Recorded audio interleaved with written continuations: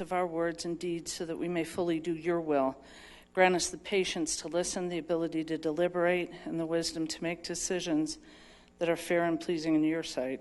Help us to remember our goal is not to control, but to serve the people. In Christ's name we ask it, amen. Pledge allegiance to the flag of the United States of America and to the republic for which it stands, one nation, under God, indivisible, with liberty and justice for all. Thank you. Would the clerk please take the roll? Yes, ma'am. Member Sierra? Present. Member Barentine? Present. Member Cuesta? Present. Member Martinez? Present. Mayor Pro Tem Russell? Present. Member Wink? I have an announcement or something that the member Wink would like me to read tonight in her absence. Previous to tonight's meeting, I was apprised of threats to city council members which originated from a small group of angry individuals who are planning to create an uprising of anger during tonight's council meeting. My duty to the city does not allow for physical and emotional violence toward me or my family. For that reason, I withdraw myself from tonight's proceedings. My safety and well-being, along with that of my family, comes first. Cheryl Wink, City Council Member at Large. Point of order.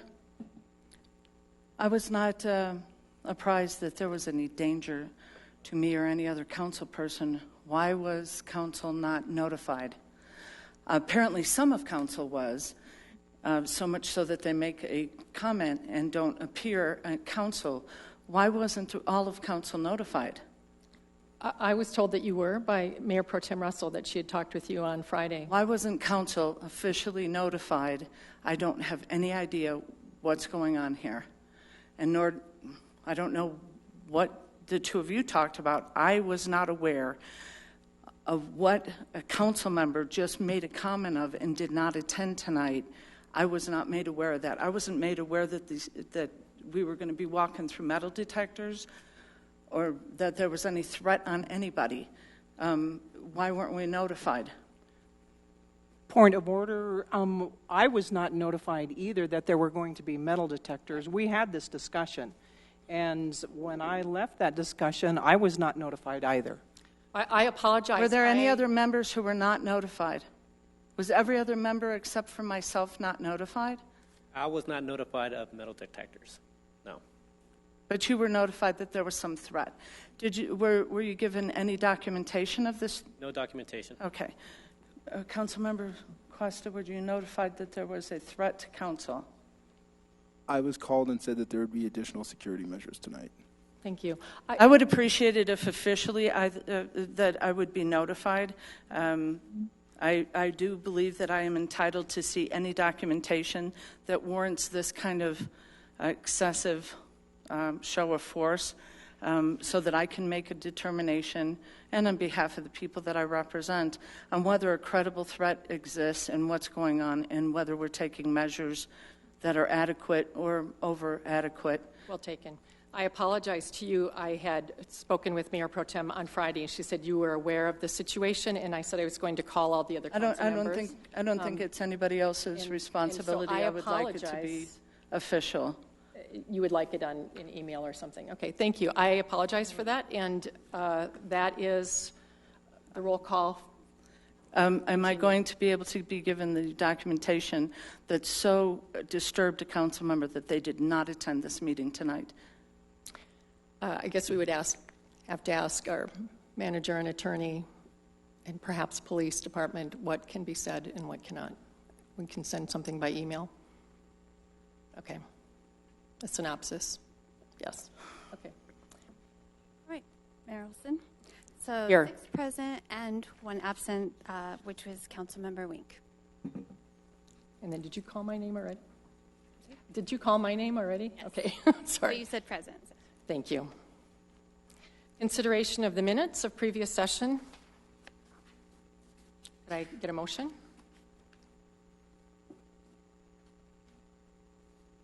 Would anyone like to recommend that the minutes be considered for the August 20th, 2018 meeting? I move to approve. Thank you. A second?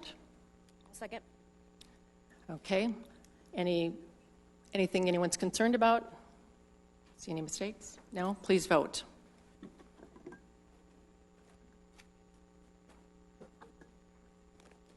All votes have been cast. Let the record show 6 ayes. Thank you. On to Agenda 6, which is recognition of scheduled public comment. The deadline to sign up to speak for scheduled public comment is Wednesday prior to the meeting through the City Manager's office. Only those who meet the deadline can speak in this section. This is an opportunity for the public to address City Council. There is an expectation that the presentation will be conducted in a respectful manner. Council may ask questions for clarification, but there will not be any dialogue. Please limit your presentation to 5 minutes. Written materials for presentation to Council may be submitted to the City Clerk here to my left as a speaker approaches the podium. Currently, the City's computer presentation equipment is not available for general public use. The City is, however, working on a solution for usage of AV equipment. So first up tonight is Joe Anderson, an Englewood resident, who will address Council regarding the upcoming Neighborhood Rehab Project Day of Service. Thank you. Please state your name and your address. Thank you, Mayor Olsen. Thank you, Council. My name is Joe Anderson. I live at 4061 South Cherokee Street. And yeah, I'm just going to take a minute of your time. I probably won't use anywhere near 5 minutes just to give you an update on our day of service that's coming up this Saturday. So we have just put together a great team of volunteers this year. As you know, we do the Neighborhood Rehab Project where we serve elderly, low-income, and disabled homeowners to help them with their safe, dry, warm, and quality of life needs. And we got 225 volunteers signed up so far this year, which is way more than I was expecting. And actually, had I known we'd have that many, I would have lined up a few more projects. But I'm just blown away because it's the same day as the block party. And so I was expecting a little lower attendance to our day of service. So I'm just really excited that the city has this kind of energy to put into volunteering on the day of service. We're going to be helping out 15 homeowners with a whole variety of different kinds of projects. I'm really excited about it. And I just want to brag on our city for showing up in force like this, and just thank you as City Council for the work you've put into it. A number of you have suggested homes to me or talked about the project in a variety of ways. I know several of you are coming to volunteer. I really appreciate the City Manager's office and all the work that's gone into it from their end. This is a huge deal, and I'm just excited to be in a city that's doing this. So hopefully I'll see many of you on Saturday. Looking forward to it. Thank you. Council, any questions? All right, thank you. Thank you. Next is Greg Hoffman, who will address Council with, there's no specific topic given.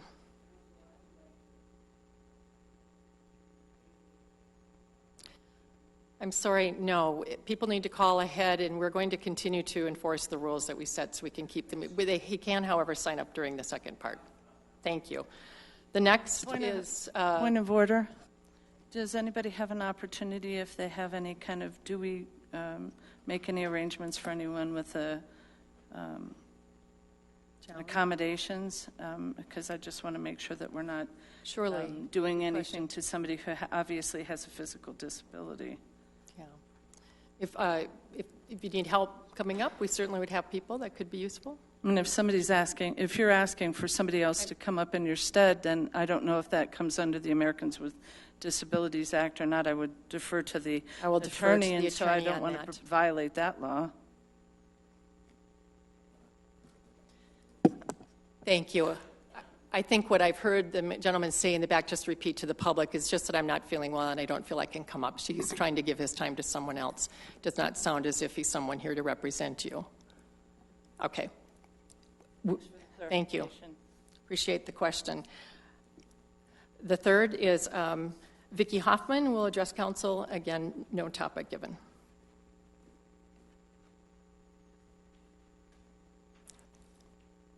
Thank you, and please state your name and address. Yeah, it's set up for high. Can I get a step stool next time? Vicki Hoffmann, owner of 4630 South Bannock Street. My address is 7428 South Ogden Way. I really wanted to try to talk to you normal, but I'm just going to go, I guess, with what I have written down. I wanted to give you a little bit of personal history about me. I'm not looking for a sob story. And I don't normally share this with people. I was a corporate general manager for 12 years. I was responsible for over 400 employees, and it was my job to hire and fire, train and manage and give job performance reviews and set budgets and ensure everybody was part of the team. I expected accountability for everyone to do their jobs effectively, and sometimes I had to let people go. Everyone's opinions and ideas were valued. As a manager, I was also faced with self-reflection of how I could be more effective. I also encouraged and promoted my staff to get out of the box and come up with new solutions if the old ones weren't effective. We were a team. I am all about results and resolutions. After that, my husband and I were self-employed for 17 years. So for me, asking for help, in my mind, is a sign of weakness. I wanted to give you a little bit of my history over the last couple of years, and then I'll get to my point. In 2013, my mom was very ill. Our daughter was in the Arapahoe High School shooting. And in January 2013, my husband was in a serious car accident. And I fought for his health because I had a bunch of workman's comp doctors that told me he was malingering. Turns out he had a skull base fracture and a spinal fluid leak in his head, and it almost killed him.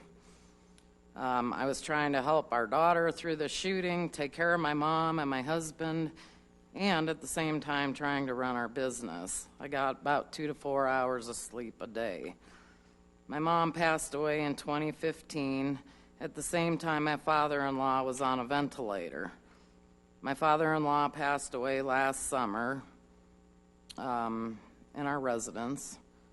And 3 days later, I had to put our 16-year-old cat down. Now, this isn't a sob story. I wake up every day knowing that other people face harder battles than my own family, but I am a multitasker. So 2 weeks ago, I stood here with great anger, and I offended some people, and I apologize for that. But we're still grieving. Our community is still grieving. And grief is composed of denial and anger and hopelessness and depression and isolation and acceptance. And we grieve the loss of Rachel Haber. Every day I drive over there, I think of her demise. And we grieve the loss of our homes and our personal property. And we have no control of when and how our grief will manifest on any day or hour. And we still get worried every time the clouds get dark. I am very honest and straightforward. This past Saturday, I had to ask for some help. And I'm amazed at the generosity that I received. Because obviously my husband can't help. And grief had reared its ugly head for me that day. So for you that are coming to help me, it's very much appreciated. We still need help for our community.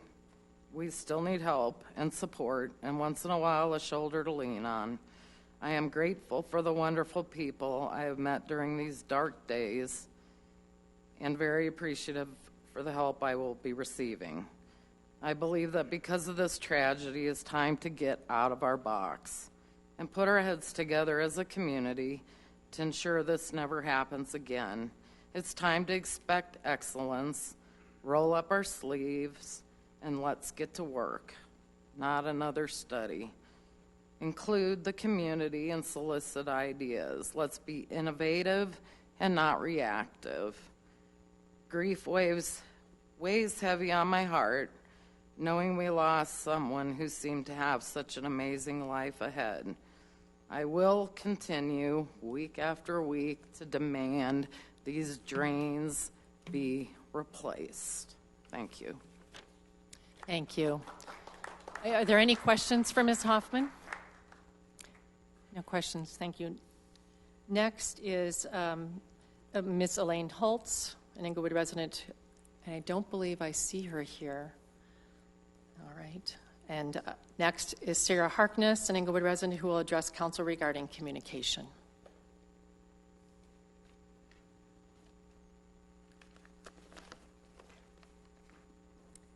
Hi, my name is Sara Harkness. I live at 163 East Dartmouth Ave.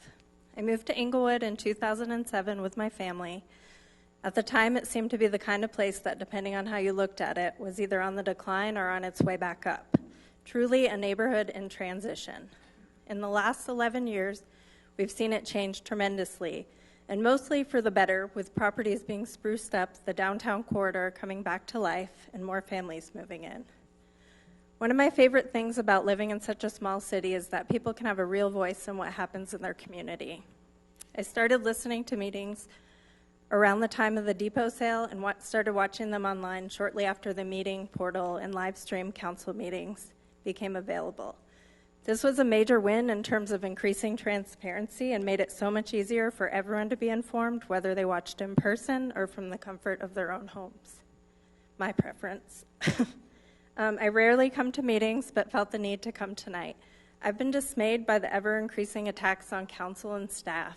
The problems that our city face are complex and must be dealt with long-term planning, limited funds, critical thinking, and very thoughtful decision-making. We have a council with caring and hardworking individuals. We have a city manager who is dedicated and innovative, yet we also have a lot of division, distractions, and disruptions. At the last city council meeting, we heard from several individuals who expressed their anger at council and staff. They were mostly angry about the storm and the subsequent flooding. People are upset by what happened and what didn't happen. There were calls for council members to step down or face a mass recall. And tonight, there's a member missing because of threats. There were demands that the city manager be fired. What happened in Englewood was very unfortunate, to say the least, and a lot of people sustained serious damage, including a death. While I understand the anger, and I agree that what happened was terrible, the finger-pointing and knee-jerk demands are, in my view, very short-sighted, and they only serve to distract from real solutions. None of us are perfect, and our community certainly suffers from its fair share of problems and challenges. This and other incidents provide us with an opportunity to learn, plan, grow, and move forward with new insight and greater awareness. It's essential that people work together. I prefer to contact my representatives privately, but came here tonight to add my voice to the public record. I am a citizen who does not agree that the city manager should be fired, who does not agree with a mass recall of council, or support the chaos and divisive tactics that we are seeing more and more frequently at meetings. We need respectful communication, critical thinking, honesty concerning the complexity of the issues and challenges that face our city. We need thoughtful decision-making, and that includes disagreement. I would be shocked if you all disagree or agreed all the time, or if I agreed with you all the time. Just thank you to council and staff and everyone in the community who puts Englewood first. That's it. Thank you. Any questions from council? No, thank you. All right. Members of the public, I know it's an important thing sometimes to clap, but I'm going to ask that we not be clapping after everyone because it doesn't help, and it also pits some people against the other. Fortunately, these have been positive, so I appreciate that, but let's refrain from it as a matter of decorum. Our last person up for regular scheduled is Doug Cohn, an Englewood resident, here to address council regarding historic preservation. Good evening, council. A couple of things. First of all, the day of service on Saturday. What a marvelous report from Joe. And an invitation to all of you who are going to be working during the first part of the day. We're going to have this party starting at 3 o'clock right over on Broadway. And y'all would be most welcome to come. The second thing is, at the study session last week, I saw two charts that I had never seen before. One was presented by Manager Keck, and it had to do with the what's called the Consumer Price Index, and it's just a chart out of the study session packet. And the thing that caught my attention was the amount of inflation that we've had. The baseline year was 1982, and in 1982, $100 bought a certain amount of stuff. In July of 2018, it takes $252 to buy the same amount of stuff. That's what the CPI on this chart just says. I'm thinking, I hadn't really thought about just the importance of building inflation into the calculation. That's one of the charts was in the thing. Then the BAC. My brain's gone bad on me. Anyway, they had a chart in their presentation about balancing the budgets. And the information they had was starting in 1997 to 2018. 1997 to 2011, we had three balanced budgets and 12 where we spent more than we took in. And 12, 13, 14, 15, we're doing better. And I wanted to compliment Manager Keck, particularly since he got here in 2014. Changing the way that we're spending the money is a really important thing. And fixing the stuff that's broken. And there's a lot of stuff that didn't get fixed since 1997. So I just want to say thank you to Manager Keck and the staff for working on patching a vast amount of stuff that was neglected across all those years. And that's all I have. Thank you. Thank you, Mr. Cohen. Does anyone have questions on council? Thank you. Moving on to Agenda 7, which is recognition of unscheduled public comments. Speakers must sign up for unscheduled comments at the beginning of the meeting out in the front. This is an opportunity for the public to address City Council. There is an expectation that the presentation will be conducted in a respectful manner. Council may ask questions for clarification when you're finished, but there will not be any dialogue. Please limit your presentation to 3 minutes. Time for unscheduled public comment may be limited to 45 minutes, and it looks like we have under that tonight, so we will not be keeping track. We should be fine. Written materials for presentation to council may be submitted to the city clerk as the speaker approaches the podium. And currently, the city's computer presentation equipment is not available for general public use. The city is working on a solution for usage of AV equipment. First up tonight is Tammy Williams about changing zoning for apartments.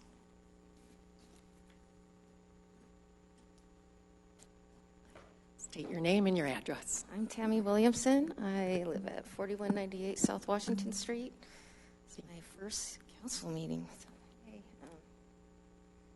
Yes, I do live in the corner house, and recently the house next door to me was sold. Sorry,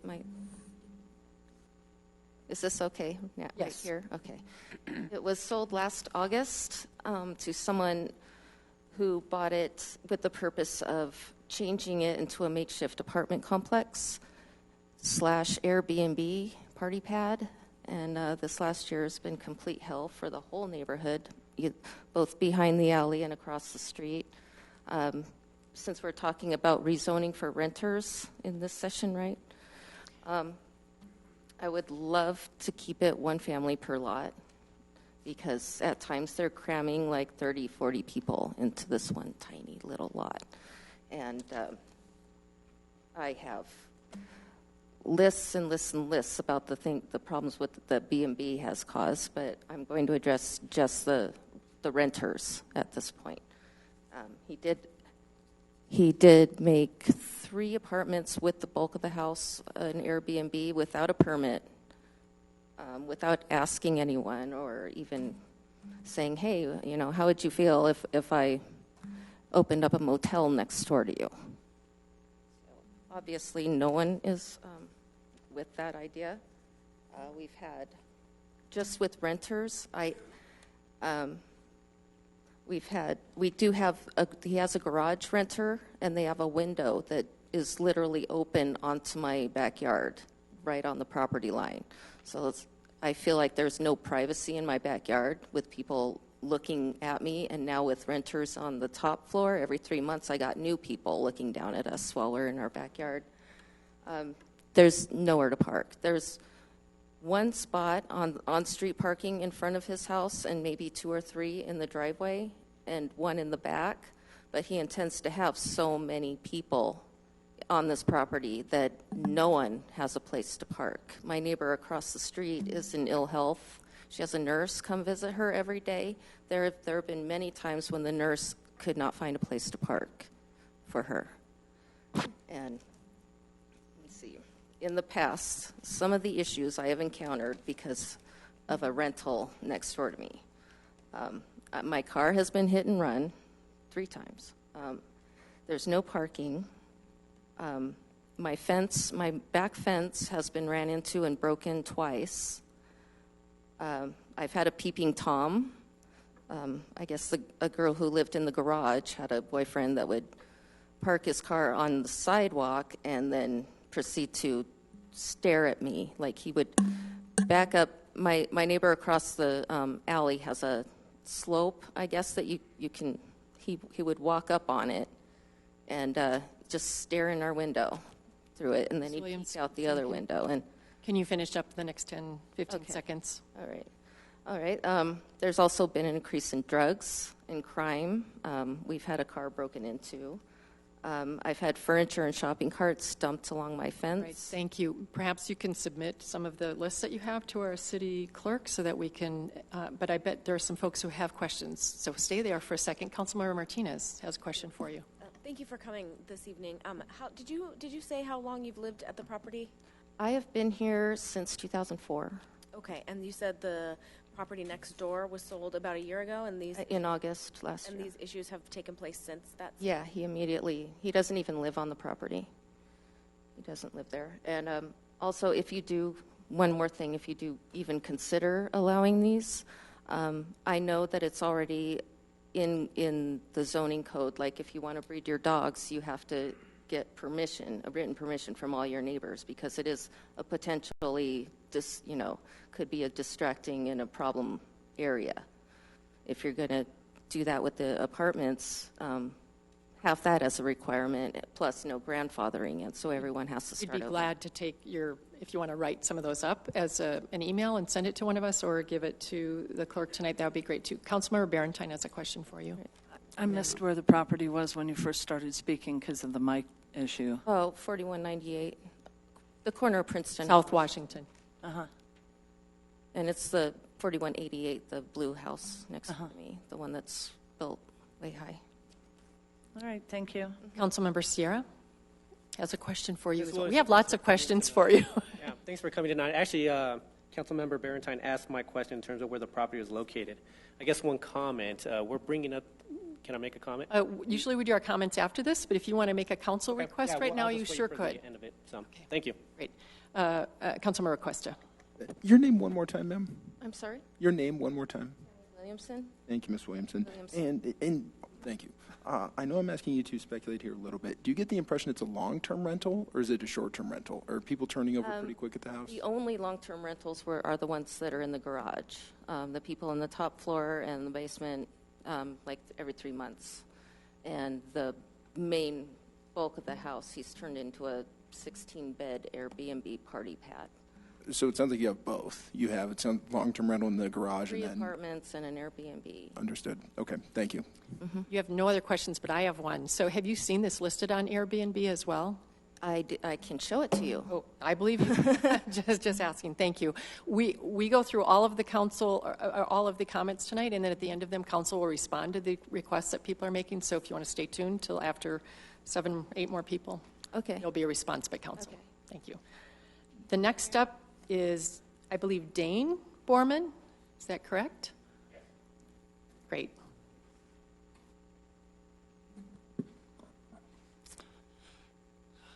Thank you, everybody. My name is Dane Borman. I live at 4570 South Huron Street. I've now lived in Englewood for 9 years. I plan to live here for the rest of my life, so I'm a long-term resident. I love our town. I want it to thrive. I want it to be a place that other people want to live. I think one of those things that we need to look at long-term is investment in our city. I want to let you guys know that I appreciate that as a council and as a city, we voted to approve the building of the new Englewood schools and of our new police building. Even the biogas wastewater treatment plan is an awesome contribution to our city. We want to lead. I do think we still need to continue to invest in our stormwater infrastructure. Obviously, we have lots of people in the community that are concerned about that, and I think that is a valid issue. It's something that needs to be dealt with. I think we also need to keep looking at business development as well as transit-oriented living and housing development as well. I also wanted to voice my backing for the City of Englewood staff. They are awesome. I'm really impressed with City Manager Keck, with City Attorney Brown, with City Clerk Carlisle.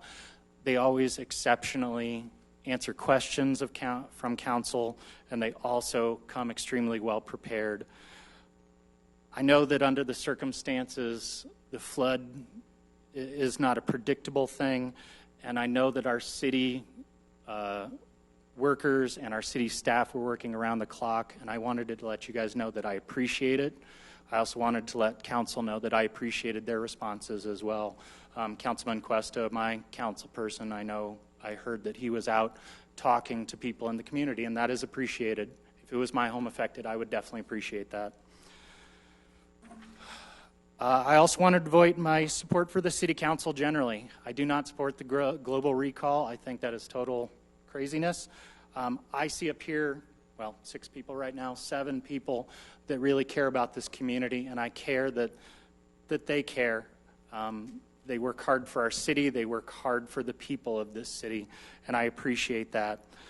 I know that there's a lot of anger based on the flood, and I understand that they're angry, but I know it is not your fault. I know that you were not here when the previous flood study was done, that you did not vote on it, and I think that we really need to keep that in perspective when we talk about it here as people in the community.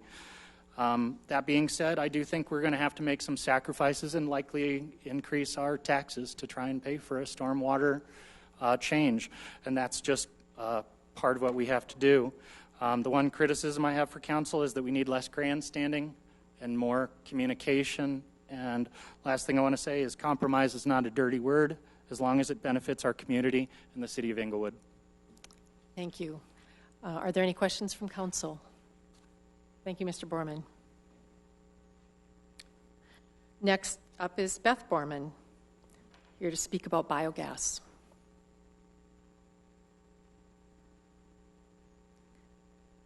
My name is Beth Borman. I live at 4570 South Huron Street. And I'm a little nervous, so I'm sorry. It's all right. Hello, Council, and thank you for giving me and all of us an opportunity to publicly bring feedback, questions, and suggestions to you. I've thought long and hard about what exactly to say this evening and how to say it. These meetings lately have become difficult and honestly embarrassing as a citizen of Englewood because of some of the vitriol that's being hurled from this podium here. I know there are differing viewpoints on many issues, and that many of the citizens coming before this council have legitimate questions and concerns. I believe strongly in healthy debate, but in order to be productive and find solutions, that debate must be calm, rational, and backed up by facts. I'd like to lead now by example and share a grievance I have in what is hopefully a rational and constructive way. In the last council meeting on August 20th, during the pre-vote discussion regarding the biogas project, Councilmember Barentine made an incorrect statement about a citizens group that I'm a member of, the Citizens Alliance for Sustainable Englewood, or CASE. You can view it at 3 hours, 26 minutes, 55 seconds in the video posted on the meeting portal. And she said, quote, "My concern is that we've done this with Excel. It wasn't to burn off the methane. It was to partner with Excel. That was the most important thing. We could have done this with no risk to the community or the citizens. Somebody else could have paid for this and taken the risk, and we still could have burned the methane. That wasn't the end result people wanted. They wanted to partner with Excel for the small community group for sustainable energy. They like that they partner with Excel and do other projects," end quote. This statement is untrue. CASE does not partner with Excel for any projects, and we have stated repeatedly that although we preferred the self-funding option so that Englewood would retain the profits, we would have supported any of the funding options simply because the project would get done, exactly because doing the project results in the capture of methane and the equivalent of 15,000 cars being taken off the road each year. I understand, Councilmember Barentine, that you were not an advocate for the self-funding option, and that's fine. Neither were Mayor Pro Tem Russell or my Councilmember Dave Cuesta. However, they expressed their dissent and concerns based on the facts presented and not by making up accusations about citizens of this community. I respectfully request an apology and that all council members refrain from making incorrect or specious claims going forward. I'd like to express my thanks to the city council members who voted for the biogas project, as well as the city staff and wastewater treatment plant staff who worked hard on it. And finally, I would like to express my support for City Manager Eric Keck. You need to finish up in the next 5 seconds. In every interaction I've had with him and in every interaction I've witnessed at these council meetings, he's been nothing but professional, well-prepared, and striving to do the best for the city that he can. Thank you. Thank you. Any questions for Ms. Borman? Thank you for coming forward. Next up is Chris Dewis. Here, he does not state what he's here to speak about. Here to address council. Hi, Chris Dewis, 4884 South Lincoln. I have many, many issues, too many to mention in 3 minutes. I was born and raised here. I know more people in this town. I can make a list than just about anybody, I guarantee, up here. Maybe Rita Russell, but I guarantee I know more people in this town than just about anybody. Tonight, I wanted to come up here and say something, but I feel threatened by some people that approached me tonight. I'm not going to say who, but I know a lot of people, including the city workers. I've watched this town, this loving town, go from a family town, a retirement town, to a town that is being overrun by apartment buildings. I'm watching businesses on Broadway. There's a lot of empty buildings, more than when I grew up.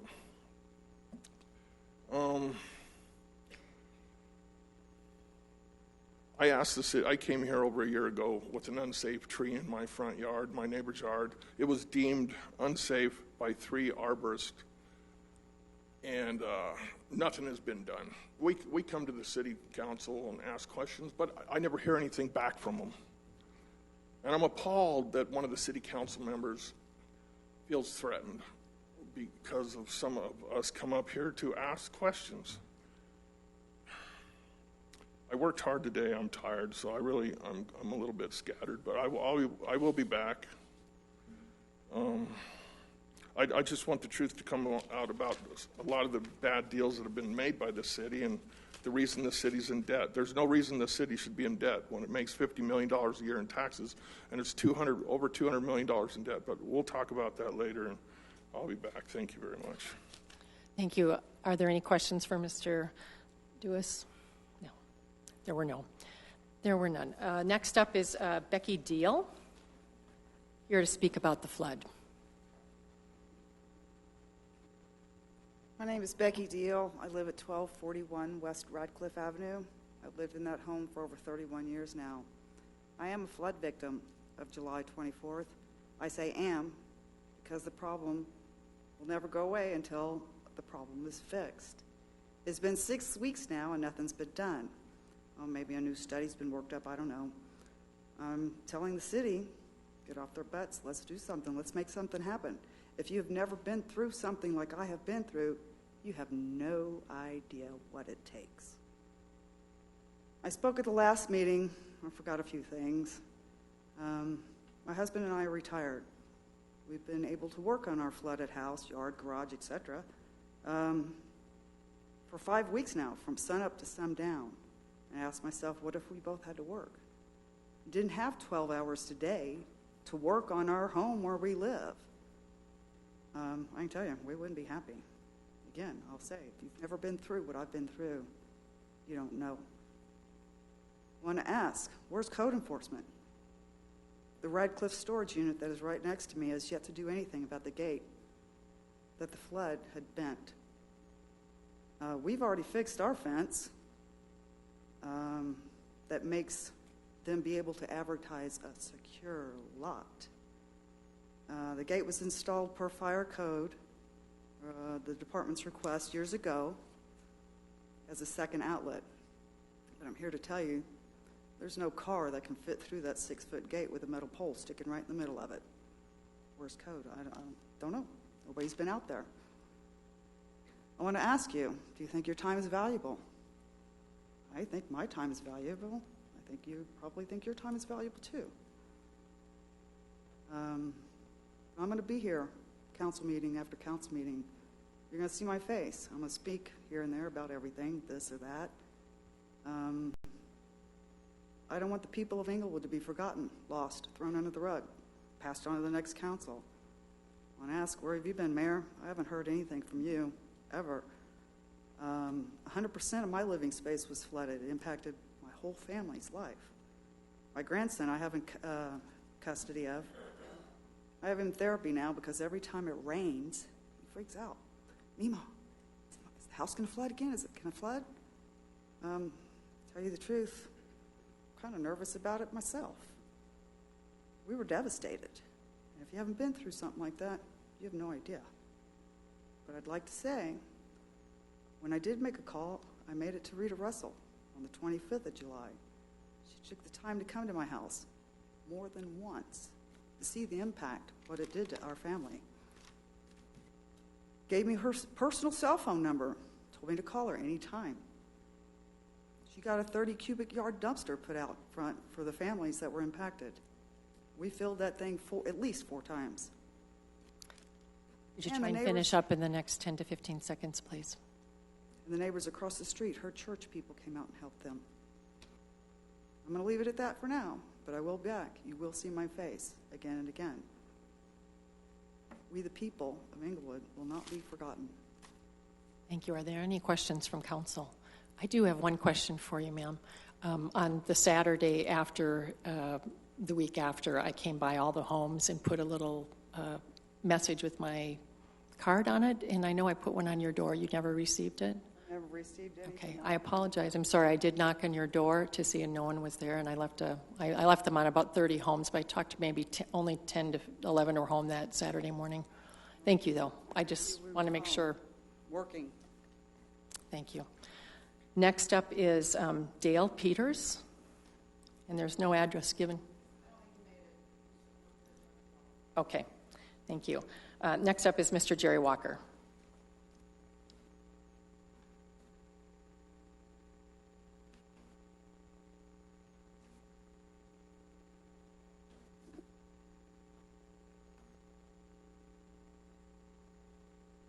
My name is Jerry Walker, 4180 South Pearl Street. Tonight we're going to talk about integrity. And the definition is, for those who do not know what integrity is the quality of being honest and having strong moral principles and moral uprightness. On May 7th, 2018, Mayor Pro Tem, on the video, announced a request or made a motion for an executive session. She used all the proper verbiage as required by Colorado Revised Statutes 26-4-402. There was no second.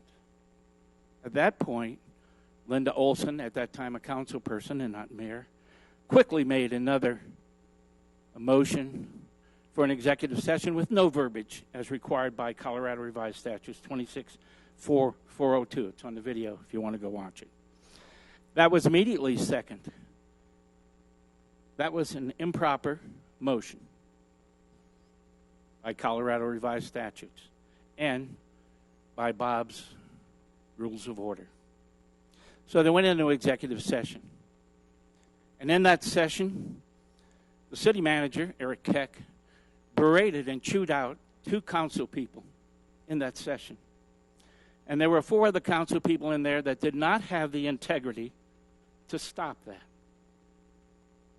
Knowing it was wrong, they did not have the integrity to stop it or even slow it down.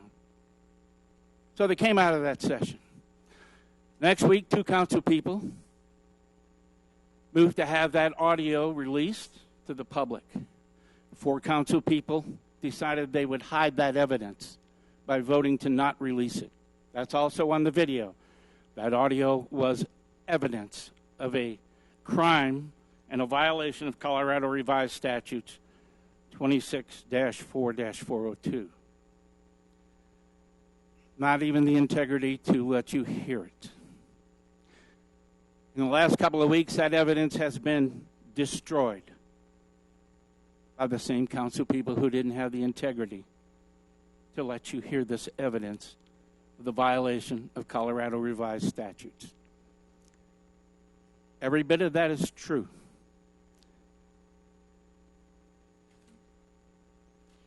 Could you wait for a minute unless someone has questions?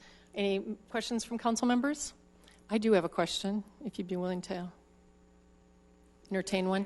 How did you know what went on in an executive session that was meant to be private? Well, I'm going to tell you exactly. Under the Constitution of the United States of America, there is a Fifth Amendment. I don't have to answer that question. All right, thank you. Next up is Kathleen Bailey, citizen of Englewood, with nothing said under what the topic is. Here to address council.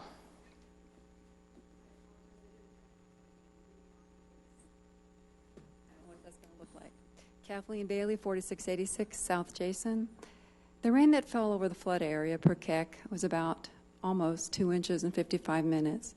The measurements above 2 inches were west and downslope of us at Sheridan and along Platte River. But that 2 inches quickly overwhelmed Broadway's 18-inch sewer pipes that are currently half the 36-inch size recommended by the 1999 study.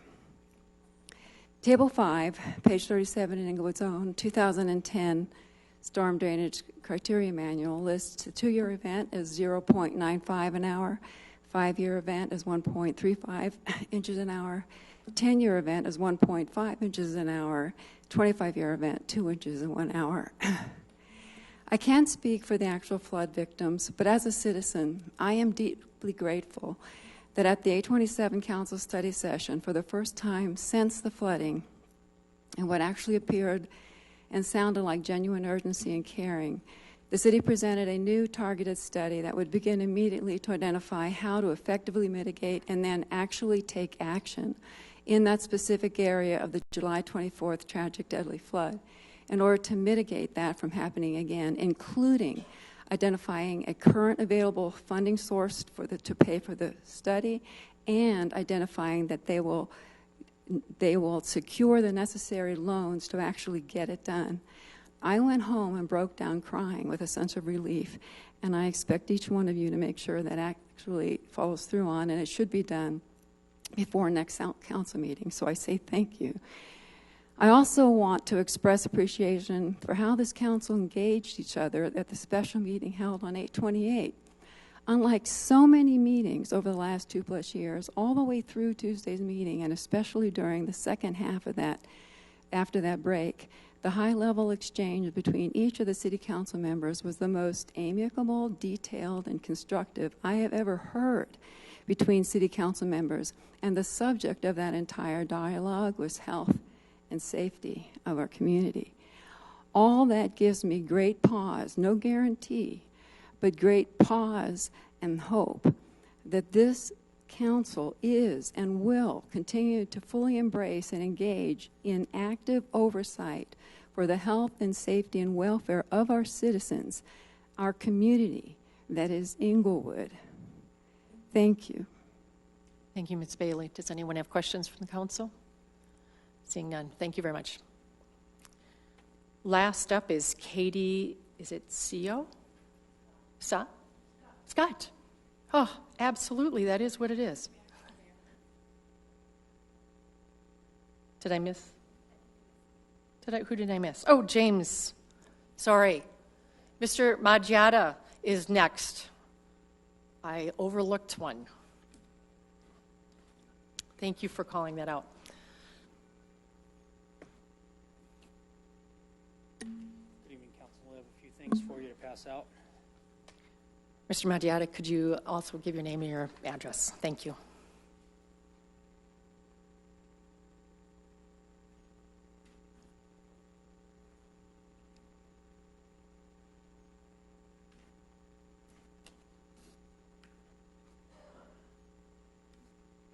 My name is James Margiotta. I live at 29 East Radcliffe Avenue. I have a business here also. This evening we've got some documents that need to be passed out to each one of you. One is the city manager's powers. The reason I bring this up is I've come to this council beginning in April 2nd of this year to try to get information out to each and every one of you about a process in which my business has been harassed repeatedly by the city of Englewood. You are now being served with the subpoenas for each one of you to come to court on October 9th at 10:15 a.m. With the city manager's powers, he has the official rule. The city manager has the powers, which is 1-6-A-3, Section D. Overrule officials. The city manager shall have the power to set aside any action taken by any department head and may supersede him or her in the functions of his and her office. We know that the code enforcement advisor or the code enforcement has made mistakes serving paperwork to my business for non-payment of sales tax and for zoning. Both of those have been mistaken, and the code has been not followed. That's why you're being called to court as witnesses of this. There will be 2 more subpoenas that will be coming to each of you. Another one because the city has decided to change the break out the sales tax portion because they knew that they served the paperwork incorrectly. So now there is a second set that's coming out. And the third set will be me suing the city because you guys knowingly know that the city has broken the law and have continued to support that. In regards to that, that's it for myself this evening. But I do want to speak up about a couple other issues that I think that the people here really need to hear about. One, the $200 million that have been spent on the school system and on the police department. That actually equates to, at the 5% interest rate, ends up being close to $400 million. You people don't realize it, but at the 35,000 people in the city, that equates to $571 per person per year for the next 20 years, which equates to $2,285 per family of 4. So for those that want to know about their schools and want to know about the police department, that doesn't include any other increases over the next 20 years. We need to be cognizant of that when we go to raise more taxes. I also invite you to take a moment and look at the drains that we're talking about. The city actually had planned pretty well to take care of the drains. If you walk the drain path that happened for the flood, you will see that it was actually planned very well, except for 2 blocks, which is on Acoma and Bannock. It's a slight modification that should be able to resolve most of our problems. It doesn't take a $100,000 study to walk over there and take a look. Public service, your public works should be able to go over there and take a look at it. The third thing is I will be continuing on with the $236,000 that was legally appropriated by Eric Keck in the city council without asking for city council approval. Thank you. Thank you. Are there any questions from city council? Councilmember Barentine has a question for you. Did you mean for us to get both of these? No, one copy was supposed to be taken for a copy by Stephanie. The actual pink copy is for you. The pink copy. The yellow is for the city clerk and the pink is for us, or the other way around? The pink is for you. The yellow is for the city clerk to take photocopies of. You can hand the yellow back. Thank you.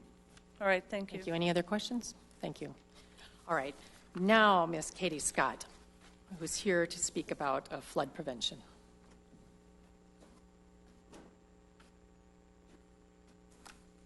Hello, Katy Scott, 4640 South Bannock Street, Englewood. This was the fourth time that my property has flooded in the 15 or so years that I've lived here. This was by far the worst. Having said that, I know you folks were most likely not the city council members in the late 1990s that chose to not implement the study that I've been hearing about. That was performed and presumably paid for by the taxpayers of Englewood. That the recommendations of the study, if I understand it correctly, did not get implemented. I see that to be a gross negligence, and if they had been, maybe the young woman's life may not have been lost.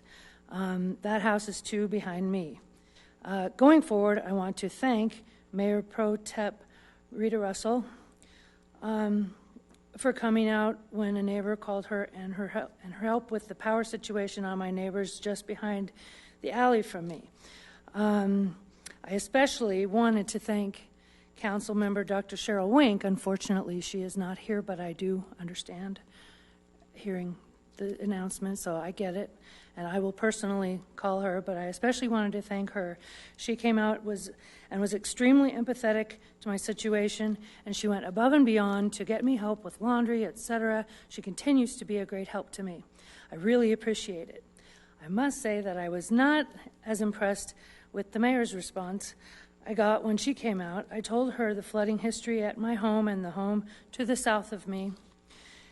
And she said, well, we will have to do a study. It will take many years and cost many millions. We will have to raise taxes. I didn't know at the time we had already done a study. I personally think that study should still be worth something. Update it and implement it. Please.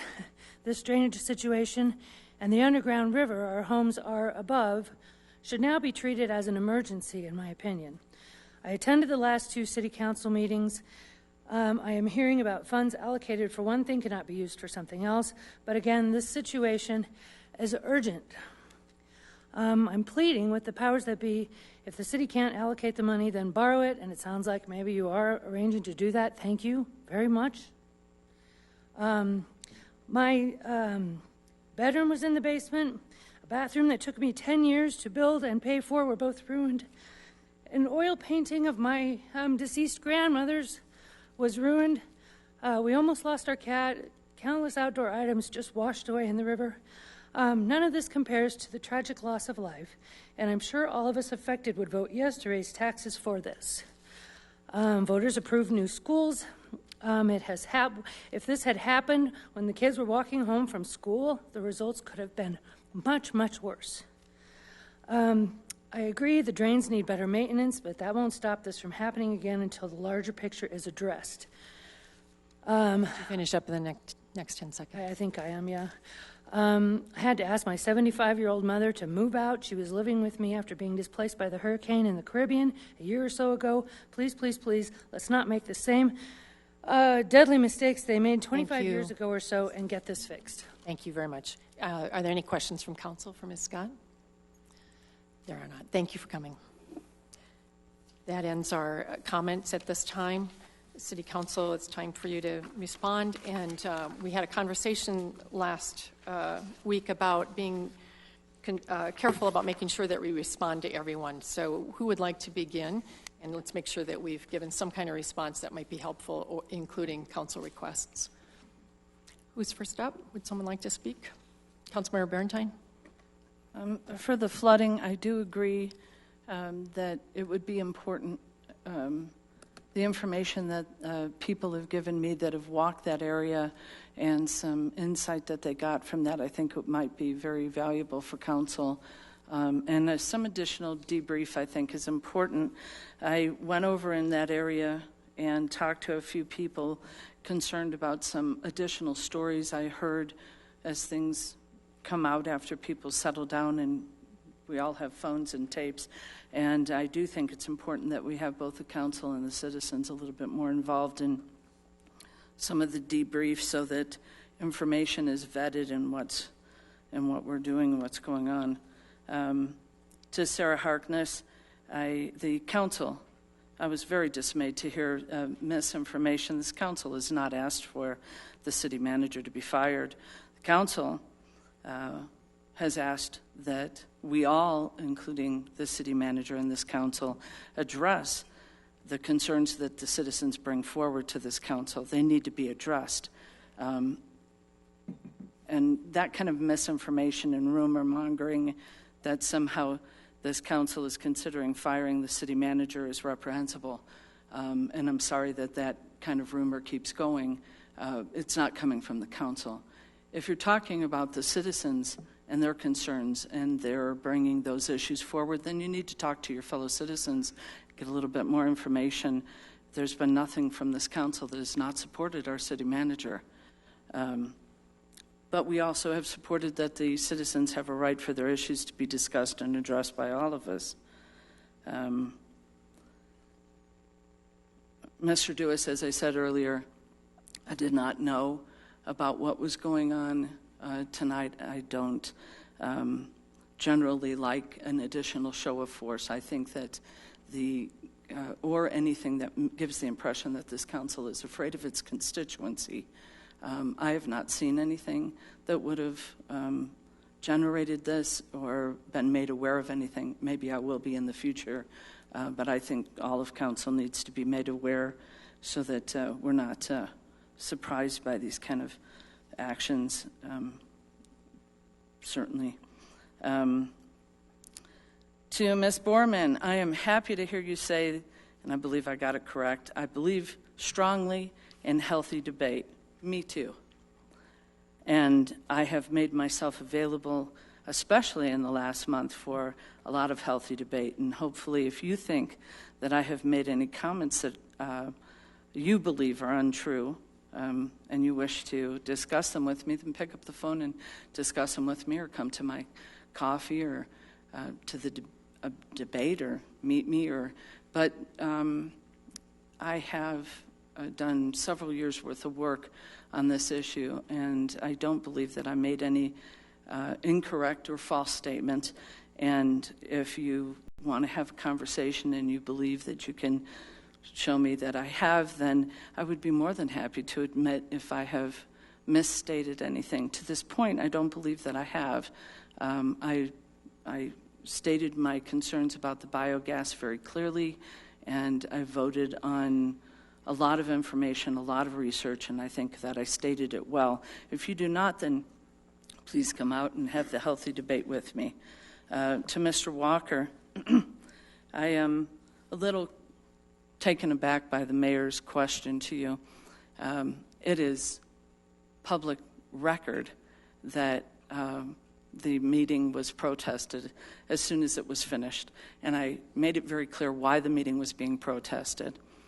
The issue then came up again when a concern from some back and forth was documented by the police department in a report. And in that report, it states that the meeting was about two council members, was about me, and berating me. So it's a public record. But for the mayor to ask you that question, I apologize for that. But it is pretty well documented and on public record, and now part of a police report as well. So, but I do appreciate you evoking your rights if you don't feel you wish to answer anybody's question.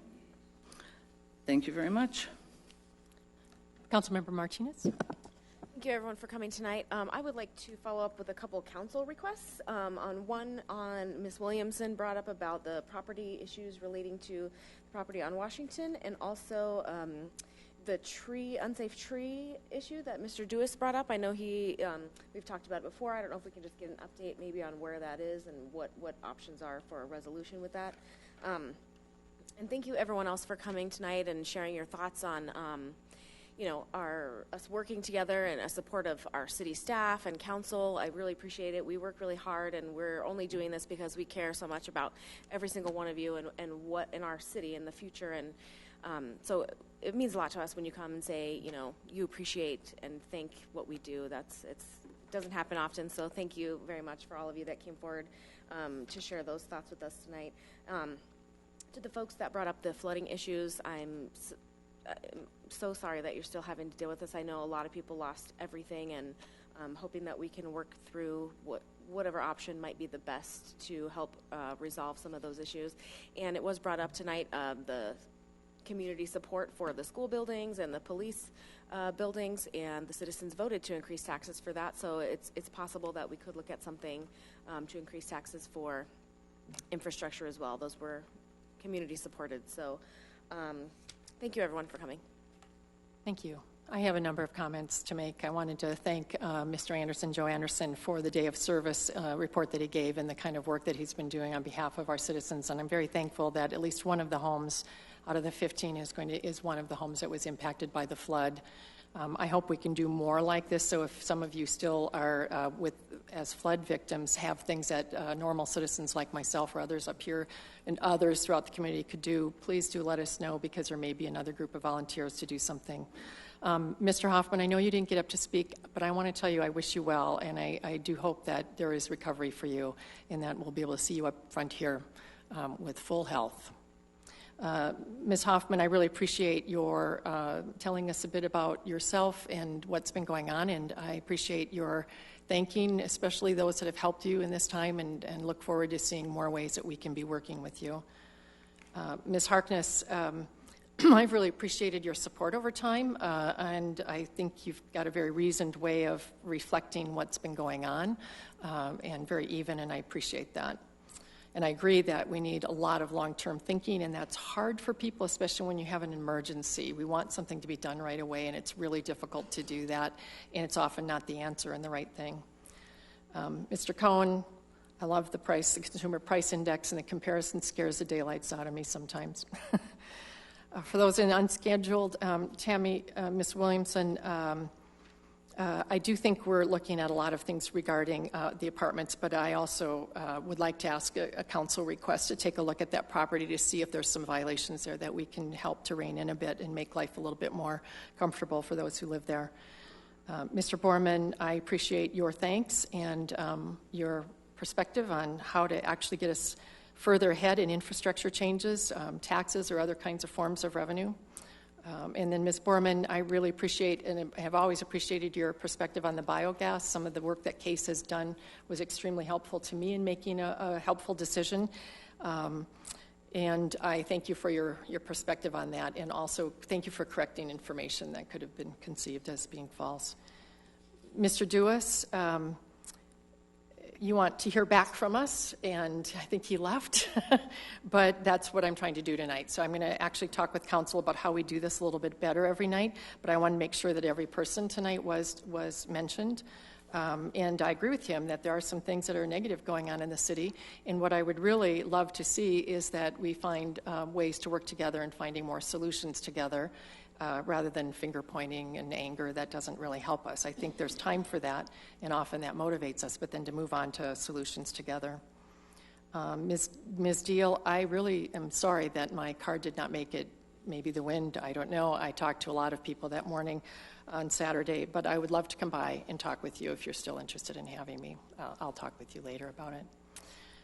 Mr. Walker claimed that a crime was committed. I'll refer this one to the city attorney, and we'll see where this goes. My asking you was truly to find out where you seem to get this information, and if it was from a police report, great, it's open for others, and I appreciate your perspective and asking us to look at it.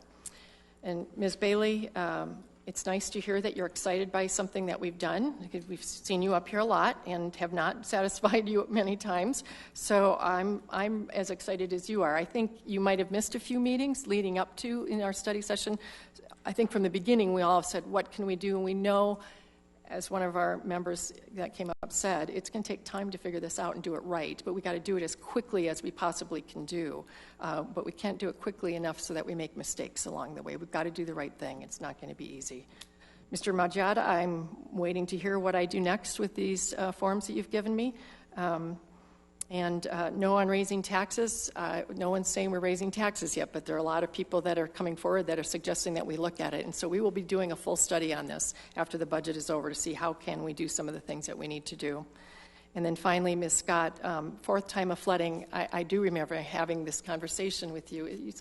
And I'm really surprised that you felt like I was being unkind to you in any way. I felt terrible about your mother, and also that you've had this flooding and didn't have flood insurance. It breaks my heart. So I'm sorry that somehow we didn't connect on empathy, but I really care about what happened, and I'm glad to come back and talk again. And that's a sincere invitation. So let us know if there are things we can do in your house or others around you. Are there any other comments? Councilmember Cuesta. Thank you. It appears Joe Anderson may have left, but kudos to him. I think he said he's got 250 volunteers, certainly over 200. And I know that there's several council members that'll be out there this weekend. So that's tremendous work. I do think it's exemplary of how much the neighborhood comes together when opportunities arise. To the folks who brought up the flood, Ms. Hoffman, Ms. Williamson, Ms. Deal, Ms. Bailey, and Ms. Scott, I don't think council is going to take their eye off the ball. And you're absolutely correct, Ms. Bailey, that we need to keep after this. And if people are here every 2 weeks, that is not a bad reminder for us. But I think that the initiative is there. I really think we're going to follow through. I think that there's the will to find the resources, whatever avenue that may be, and there's several being kicked around. But I think the dedication is there, and we're really going to get through this. These are heartbreaking stories. And certainly, as Ms. Deal mentioned, we can't know the pain that you went through. That is a very unique experience, and is yours, and we can only look on the outside from in, and we will make it better. I really am committed to that. To Ms. Williamson, you may be aware we've got an upcoming open forum on Airbnbs on September 20th. I've heard a lot of chatter about it in the neighborhood recently as well. When we did council member's choice, I would like some clarification from the city attorney as to what the city's position is right now on if an Airbnb is legal within the city, and if we do consider it legal at this time, which is my understanding, what means are we going about to enforce that? Unless you'd like to take that one now. I'm not prepared to answer that today. Okay. May I submit that as a council member's request? Actually, yeah, I actually submitted one this weekend, and I think it's in our council requests, is it not, Manager? It is, so I think you'll see thank you. it in there. I will reference that. And you know, ma'am, if I can maybe get your contact information, I may be able to share a bit more information with you as well. And then to Mr. Duhas, Mr. Maggiato, Mr. Walker, I hear sincere frustration in your voice. I could hear from Mr. Duhas here, and something has to change. We've got a council member who is feeling threatened. Mr. Duhas felt the same way, and we've got to take the temperature down on this. That means me, that means everybody. But I think that there is a lot to be done if we can be more constructive. There were several calls from that through the audience as well. And I think everybody does have the collective interest of putting the city first. I know there's many different opinions and avenues of how we can get there, but I really think that fundamentally we do all want the best for the city. And again, I can only do that by myself, do the best I can to reach out, hear every voice that has concerns. Clearly, Mr. Duhas felt he has an issue with a tree that's been unanswered for a year. And, you know, he should have his voice heard. He should at least feel that he has his voice heard. And again, I can help resolve that myself, and I will certainly do better to do so. And I will end with that. Thank you, Mayor. Thank you. Mayor Pro Tem Russell. Yes, I'd like to thank everyone that came out tonight and spoke. I am very excited that we have 225 volunteers for the day of service, and just like to thank Joe Anderson for the work he's doing. I also want to thank all of the flood victims for coming forward again. I greatly appreciate all that you've gone through. I know that it's very difficult, and I know that the loss of life is forefront in most of your hearts and minds, and we will not forget this. We are moving forward, and I do have one question. Have we determined yet when that ordinance is coming forward to raise the fees? Will it be an ordinance? It'll be a resolution, and we're working on that right now. We're targeting hopefully the 17th of this month.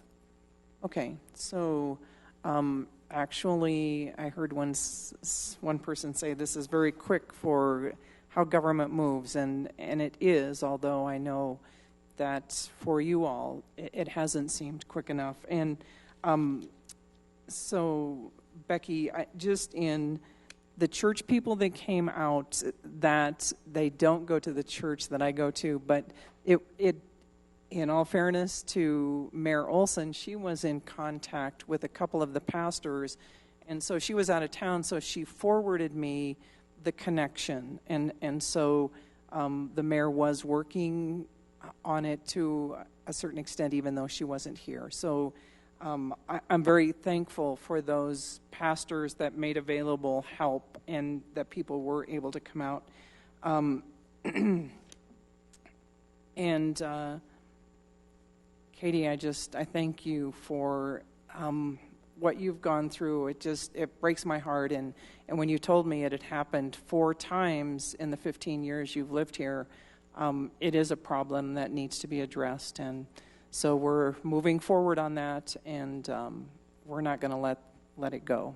So thank you. Thank you, Mr. Margiotta. I am looking forward to finding out more about this also. And I thank each one of you for coming out because your voices are important. I know that in my last town hall meeting and the last council meetings, the last couple council meetings, you are frustrated, and I hear that, and I don't take that personally. And so I'm hoping that we can move forward, but I never take it personally when you're frustrated. Because perhaps it will motivate us to get something done. So, thank you. Councilmember Sierra. Yeah, I want to thank everybody for coming out tonight. I know it's not easy coming up and speaking on the podium, so I really appreciate all the first-timers and just everybody just voicing their thoughts about Englewood and what's personal to them. Ms. Bailey, thank you very much for speaking tonight.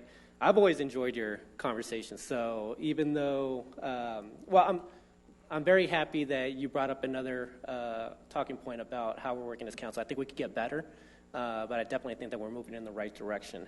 And lastly, since a lot has already been said tonight, Ms. Hoffman, I'm looking forward to working with you on Saturday. I have 1 wheelbarrow. I'm looking for a second, but I'll be there. So look forward to working with you even more. So thank you. Thank you. I'm going to take a mayor's prerogative here to add one more thing, and it has to do with the safety tonight. Mayor Pro Tem and I were alerted to a concern by a citizen that they thought something might happen tonight that would be out of the unusual and could be putting any of us in harm's way. We immediately spoke with the police department and the city manager about that. After that meeting, I was leaving for the long weekend and called Mayor Pro Tem to say, have you talked to any other council members about this? Because I always feel uncomfortable if not all 7 of us know. And she said, yes, she had talked to Ms. Barentine about it. I said, okay, I'm going to call the rest of the council just to let them know there'll be a little bit more security, and that's what I did. I apologize to folks who didn't get in on council in any sort of all at the same time, but since 3 of us already knew before the other 4, I called them. So we'll try and find a way to do this. It's a little bit more clear for all of us up front, but we also, I think, we're trying to follow some protocols. One thing I do want to say, though, is that if any one of us, regardless of what the issue is, feels unsafe and does not want to come to a meeting, to me that's really concerning. And I think having our police in presence here is not unlike any other city that's in the metro area, even for anyone outside of here that doesn't like our community, that maybe isn't an Englewood citizen. So I appreciate our service folks tonight for doing extra time to be here and to making us all safe. And I know it's a little hair-raising at times, but perhaps that's going to be the new norm, and we just will have to learn that's what we're doing to protect all of us. But at this point, that's what's happened. We'll try and get more information if it's available. Thank you. Now on to agenda item 8. There are no proclamations or appointments or communications, and so agenda 9, consent agenda items. Could I get a motion to accept the consent agenda items? And if you would read them each, that would be great. I make a motion to approve consent agenda items 9A1, which is Municipal Court First Appearance Grant Program, 9B1, which is Bill for an Ordinance Synergy Medical Canopy Encroachment, 9B2, which is Bill for Ordinance Vacation of Right-of-Way and Dedication of Transportation and Utility Easement, 9B3, which is Bill for an Ordinance Jason Park Playground Intergovernmental Agreement, 9C1, Water Meter Order, and 9C2, Award Contract to Foundation Fitness for Englewood Police Department Headquarters Fitness Room Equipment. Thank you. Could I get a second?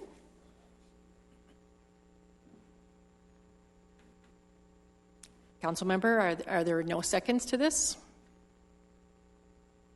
I second. All right. Any of them needing to be pulled? Councilmember Russell.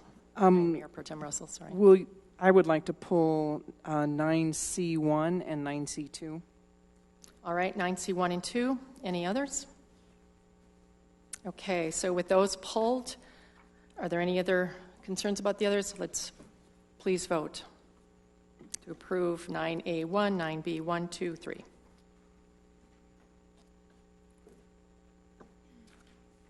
All votes have been cast. Let the record show 6 ayes. Great. Thank you. So 9C1, we'll begin with this. It's the water meter order. Staff recommends council approve by motion a purchase agreement with National Meter and Automation Incorporation for the purchase of Badger meters, meter parts, and Itron ERTs in the amount of $49,770.34 plus freight. Staff Utilities Director Tom Brennan is here to explain or to answer questions. And since it's a consent agenda, what questions are there? Mayor Pro Tem? Start us. If we are replacing 700 meters per year, what do we need the parts for? I mean, there were no parts orders in here, but the justification for this was that we were replacing 700 meters per year. Yes, the parts go with the meter. The ERT is the electronic remote read. They're all parts that are associated with a meter. Okay, so do we rebuild the meters, or do we replace them? Do we buy new meters every year? Yes, we do. Have we already purchased 700 meters, or no? We have purchased, this year, I believe we've already purchased about 500. Okay. So we just need these parts to go forward with... This is an addition. This is our last order of meters and associated parts. Okay. Thank you. Any other questions? All right, could I hear a motion to approve 9C1 water meter order? I move to approve 9C1 for the water meters orders. Is there a second? I'll second. Okay, Councilmember Martinez, second. Any discussion? Please vote. All votes have been cast. Let the record show 6 ayes. Thank you. Thank you. 9C2, the award contract to Foundation Fitness for Englewood Police Department Headquarters Fitness Room Equipment. The staff recommends that council award by motion a contract to Foundation Fitness in the amount of $59,948 for fitness room equipment at the Englewood Police Department Headquarters building. Staff Right-of-Way Services Manager Larry Nemo is here to answer questions. Mayor Pro Tem, I assume yes. Did we seek competitive bids on this? This was used, we did it through a joint purchase agreement it's highlighted in that. I got to have it in front of me.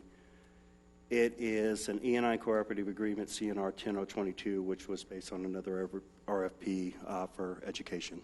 So we were able to piggyback off of that. So the education, did the school order?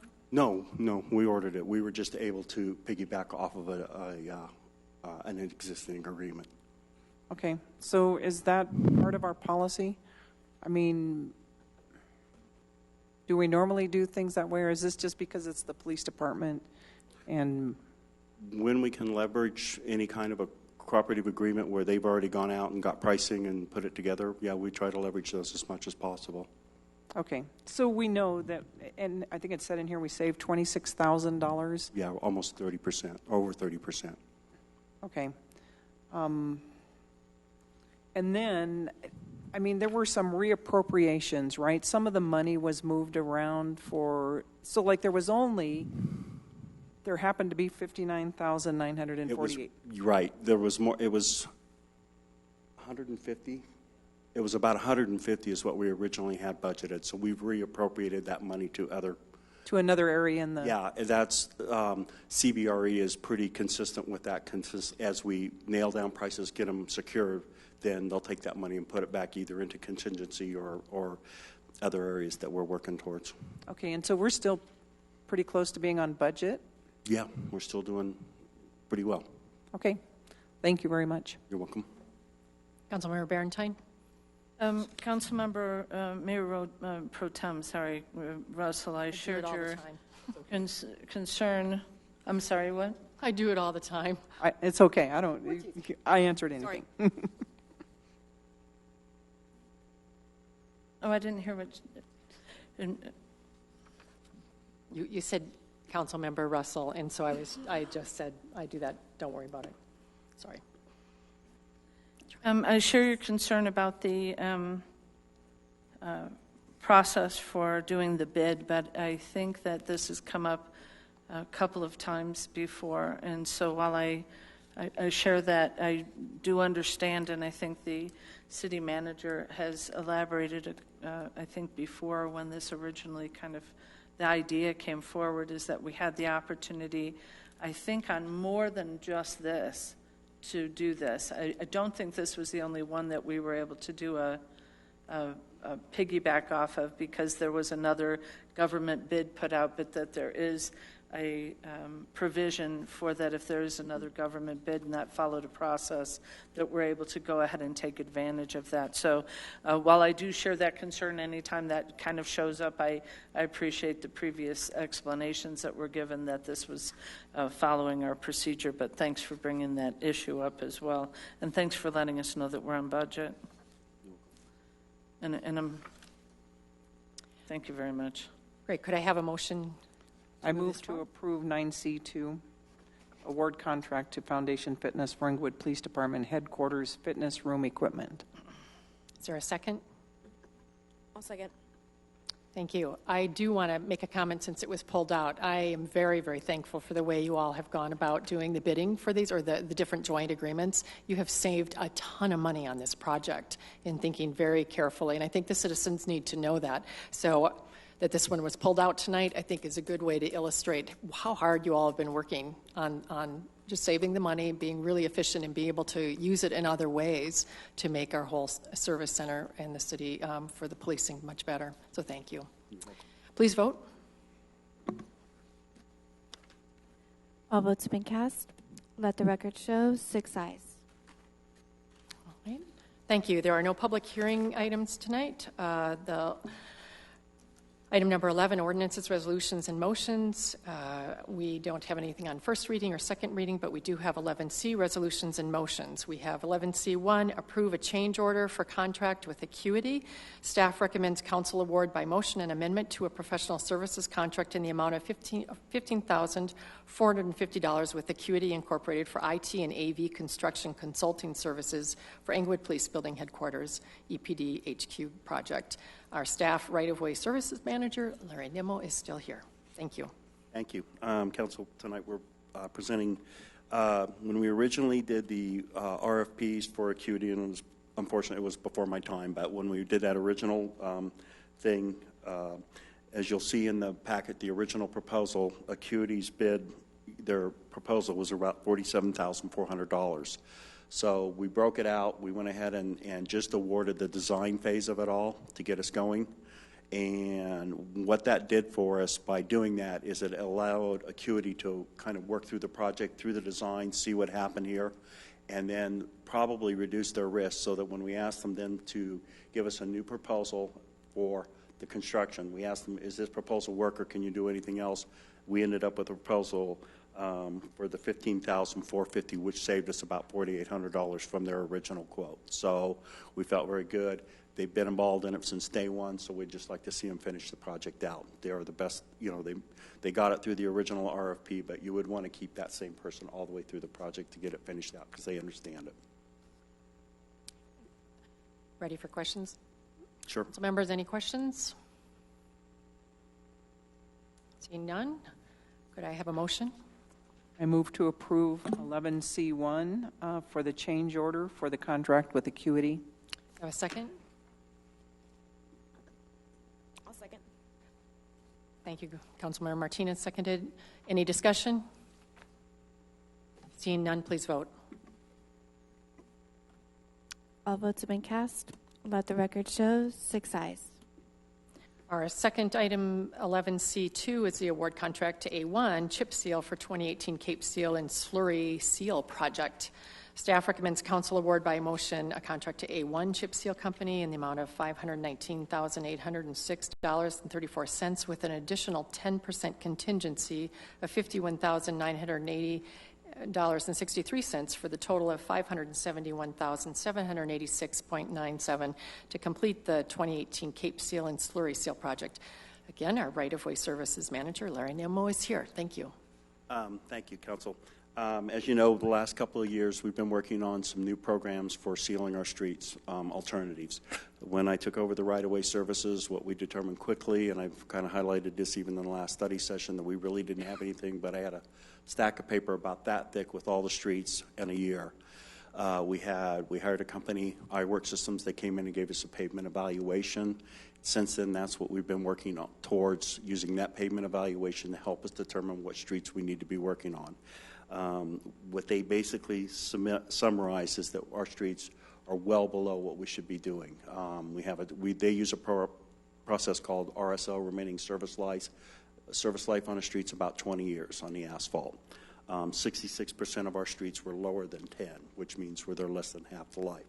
So for almost 20 years, we used the product, and probably the only council person that would remember it would be Barentine, is what we called microsurfacing. And for over 20 years, we used that product, and that's how we kind of kept up with all of this.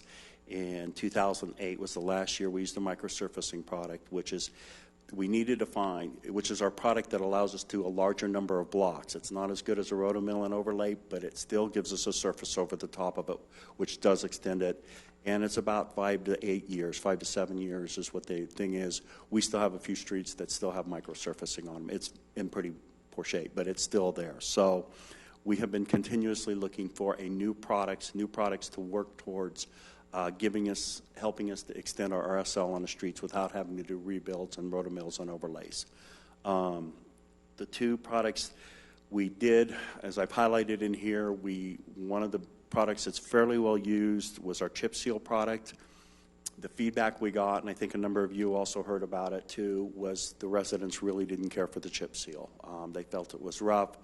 The problem with chip seal, it needs about 6 months to set in, to kind of embed itself, and then it kind of works, then it kind of settles down and it gets a little smoother, it gets a little better. But it was very clear to us that the citizens were just not happy with chip seal in front of the residential streets. So we have, since then, this year we're not planning on using any chip seal.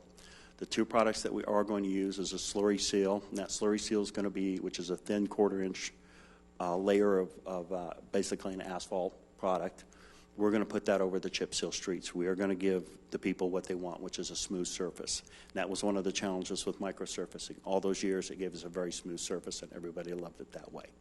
The second product we're going to use, which is a little more expensive, is a Cape Seal product. The Cape Seal product is a layer of chip seal with a slurry seal over the top. It's basically, believe it or not, the residentials are going to end up with a Cape Seal, just not on purpose. It was just kind of, it's working that way. But we just really felt like we heard the complaints very clearly, and we just felt like we want to give them what they want. We didn't blame them. I mean, if you got kids out there with a bike, I'm sorry, 3/8 inch rock is not something you want to be falling on. So we're very appreciative of that comment. So anyway, we are going to use on some of the streets, and you can see this in the maps, the heavier used streets, Clarkson, Inca, some of those types of roads is where we feel the Cape Seal gives us a better wearing surface because they're much heavier used, and it does cost 2.5 times as much, but it is twice the product basically. The second thing is most of those roads also have striping and pavement markings. So in there, the price, that price also includes restoration, all of those. Historically, we've just kind of done those on, with our own internal crews, but this company, we had them include that, so it's a little more of a complete price this time. So we would like to recommend, we'd like approval to go forward with that. And conclusion, I guess, is kind of use it there, and you've seen it in a lot of other things. It's kind of a pay me now or pay me later situation with the Cape Seal or the slurry seal, any of these treatments. We're just trying to extend the road life. Thank you. Councilmember Barentine has a question for you. I never had an opportunity to look at so many streets and so many driveways with a project before, and so I share your concern, and I know that was well-intentioned, but there were a lot of complaints about it. Am I hearing you say that, because I'm still hearing complaints about the chip seal streets, are you saying that the ones that were chip sealed are going to be done back over, or with the slurry seal? So when we are done with them, it will become a Cape Seal. That's what a Cape Seal is a chip seal with a slurry seal on top. Okay. So we're going back over those roads. We are going to make them smooth. They will not be a chip. It will be a smooth surface. Thank you. You will make them very happy. Yes, ma'am. Councilmember Cuesta. Thank you, Mayor. Thank you, Mr. Nemo. Some of the projects that come before us have the contingencies built in, and it's a varying percentage. What is the criteria that you would build in the contingency? In this case, the 10%, $51,000. 10% just in construction alone. We like to have the ability to, as we get into something, if we need to add a block for some reason, maybe we reevaluate something, we just like to have that ability without having to come back to City Council and say, oh, we need, because we're in the middle of the project. So we use 10%. That's just an engineering standard that we've been using for years. Early on in a project, at this point, it's 10%. When we first develop our initial estimates, we're usually 25 to 30% is what we build into contingency as we develop the project. But by the time we get to this point, 10% is a safe number for us. Okay. Thank you, sir. Thank you, Mayor. Any other questions? Thank you. Can I hear a motion to approve 11C2? I move to approve 11C2 award contract to A1 Chip Seal for the 2018 Cape Seal and Slurry Seal project. For all the people in Pennsylvania, a second. In a second. That's a second. Thank is. You. And any other discussion?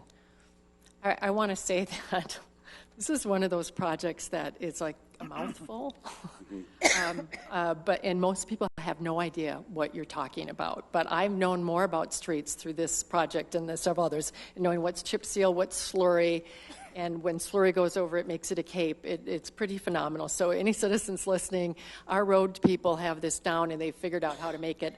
I go to other parts of the community that complain outside of Englewood about their streets, and then they say, Englewoods are really nice. What do you differently? And now I can say slurries. So thank you for the work you're doing. You're welcome. Thank you. Appreciate it. Any other comments? All right.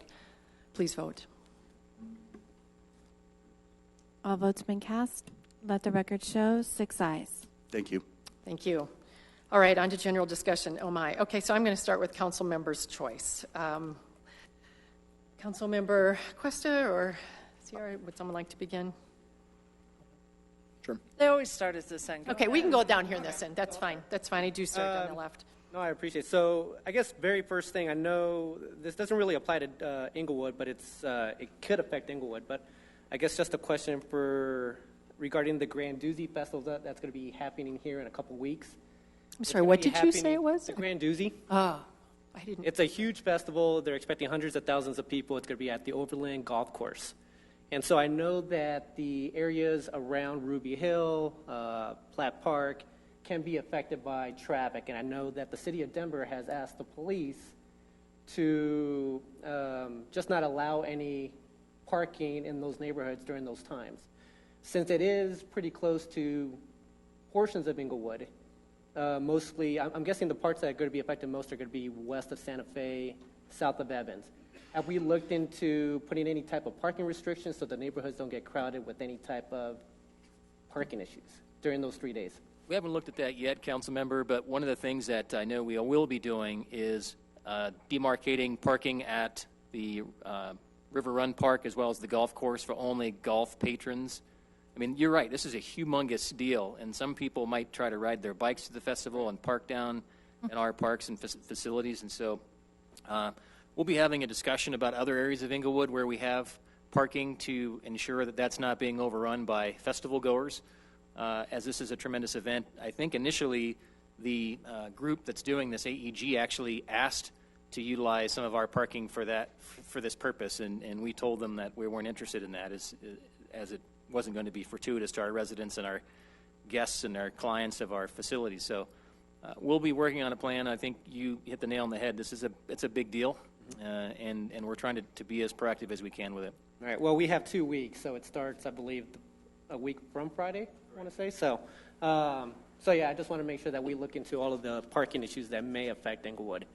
Obviously, this Saturday is going to be the Englewood Block Party, so I'm really looking forward to it. I plan on being there on Saturday. And so I think it'll be a great event for Englewood. I had a great time last year, so looking forward to year 2. I also want to congratulate the Englewood School District. I'm a couple weeks late on this, but they released some of their test scores from last year, and there was a marked improvement district-wide from 2017 to 2018. So I think it's great news for the city of Englewood. I want to thank the teachers, the administrators, students, and the parents for just for all their hard work last year. So I just think it's a great thing for the city of Englewood. And I guess lastly, the last thing I want to mention here tonight is, obviously, I'm sorry to hear that Councilmember Whedon couldn't make it tonight. Obviously, she has her reasons, and I can't tell her how to feel about some news that came regarding just safety. So I completely understand if she feels that she didn't have to be here tonight. I understand that aspect of it, but I decided to make it here tonight just because I know that the city, a lot of people within the city, city staff, code enforcement, police officers, they go through a lot here in the city. And so for us I just felt that I just had to be here because I know that they go through a lot and just not worry about what else is going on within the city itself. So basically what I just want to say here is that, there's a lot of people that go through a lot. And I just want to thank everybody for the work they're doing here for the city.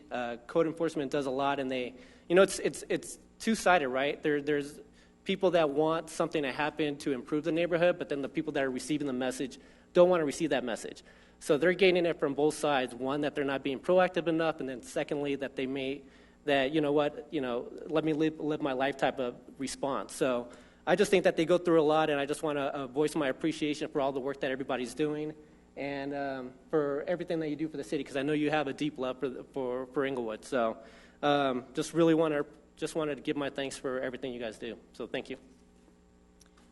Thank you. Councilmember Martinez. Well said, Councilmember Sierra, and I echo all of those sentiments as well. And just want to thank also everyone again for coming tonight. And I want to thank the mayor and Mayor Pro Tem and city manager for learning of a threat and making sure that our citizens and our staff are safe, and so providing extra police support tonight. I appreciate that. Thank you.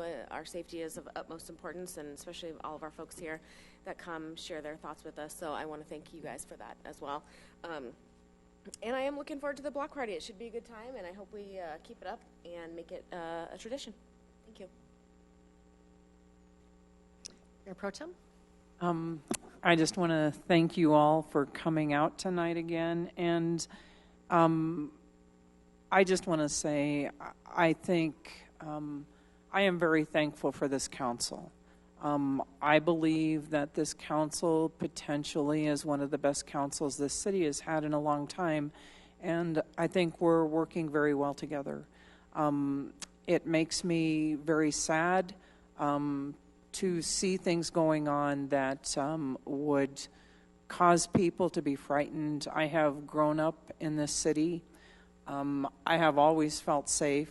I know that there are things that do go on in this city, and I do appreciate the police department and all they do to keep us safe. I appreciate the work that staff does, and I am concerned about the division that's been going on in this city for the last few months. I mean, the truth is, I absolutely appreciate the things that Sara Harkness shared about agreeing to disagree, because when this council is not always 100% in agreement, it serves the best interest of the community because all sides are represented. And I've had discussions with individual council members. We disagree on things, but there is no animosity that I take towards them nor feel towards them if they don't agree with me. And but the one thing that I think that this city needs to work on, I'm very concerned about the things that go on in Nextdoor. I don't read Nextdoor, and there's a reason I don't read Nextdoor. But when people say things about their neighbors, you know, my daughter said, "Mom, that's what Nextdoor is for." I said, "You were never raised that way. If you have a problem with your neighbor, go talk to your neighbor."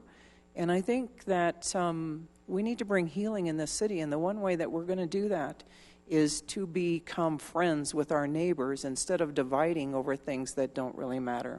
So I thank you all for coming out, and I miss Councilmember Wink, and I hope that we can move forward and that there will be a degree of safety here.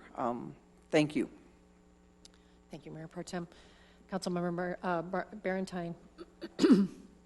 I appreciate what the staff does, but we're all here because we wanted to be here and got elected. And but I want to thank the citizens for coming and taking the time. You guys don't have to spend your time to bring your issues forward, and I greatly appreciate that we have so many interested citizens come forward. I know that there is probably more disagreement out there than there is up here on some issues and the way that this council handles things or the way that the city handles things. And I think that for the most part it's handled very respectfully with people agreeing to disagree and taking their 3 minutes or 5 minutes to be heard and make sure that this council is aware of what the community is doing. Like I said, I've had a unique opportunity this last month to talk to a lot of people, and I'm reminded just how proud I am of this community and the people in it, and I am heartsick anytime that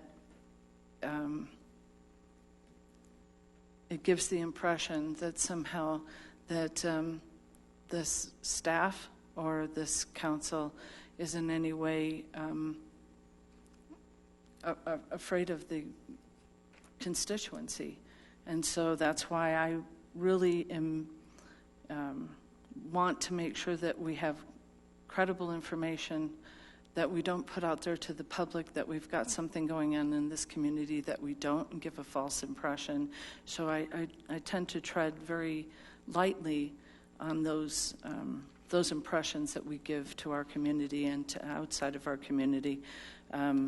I do appreciate if there was, as I said before, I wasn't informed on it, so I don't know, but I'm sure that I'll be getting the information, and certainly would caution anybody that if it was, as I don't know whether you got information while you were up here on the dais from the city manager that you read later, but anybody that would bring information forward, if it was a concerned citizen, that it be credible and that we make sure that we're not giving anybody an impression or giving anybody ideas in the future, or, like I said, playing into that anybody who walks door to door and goes and talks to citizens, that in any way that we have any problem in handling confrontation or issues or disagreement, or that we shy away from that. So I'm glad that once I find out what happened, maybe I'll feel differently about it, but I was a little surprised by it, so appreciate your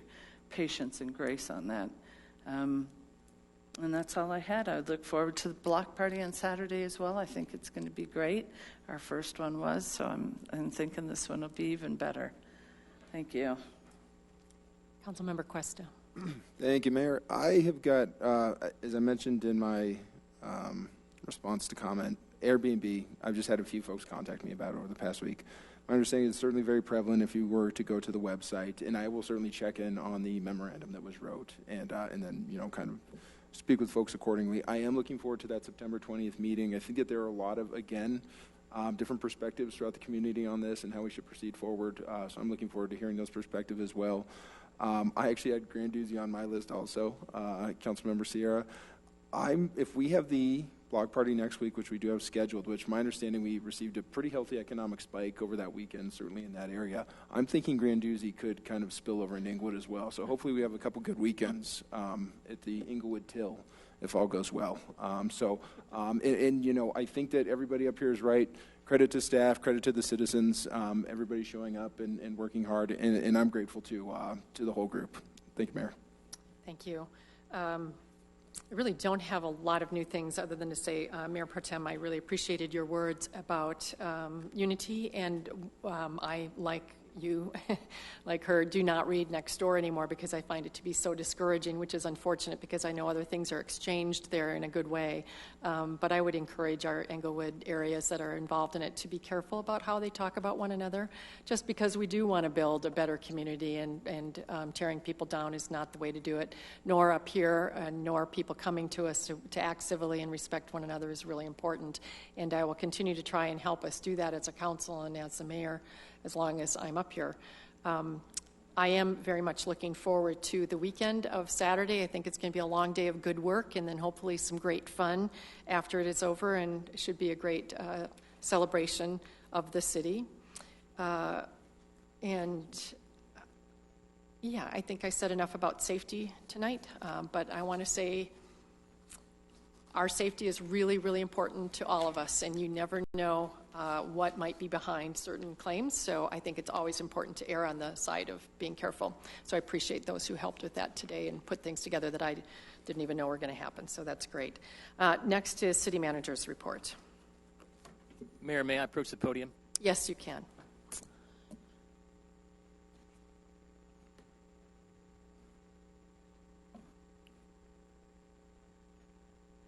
Thank you, Mayor and members of the City Council. I want to talk a little bit about public service tonight.